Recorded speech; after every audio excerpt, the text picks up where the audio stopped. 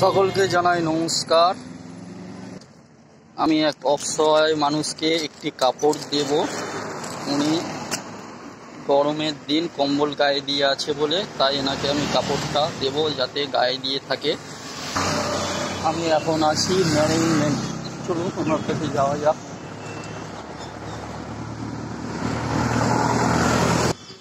কালকে আপনাকে আমি বলে গেছিলাম আমি আসবো।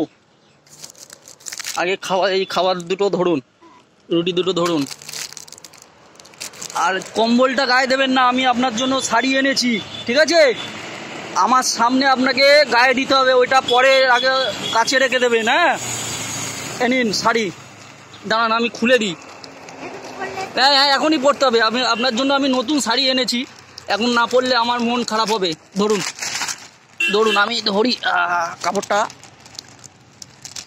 দাঁড়ান, ধরুন নিচটা ধরুন। হ্যাঁ, নিচটা ধরুন।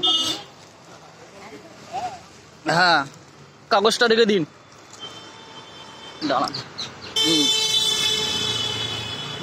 ধরুন। কম্বলটা সরান।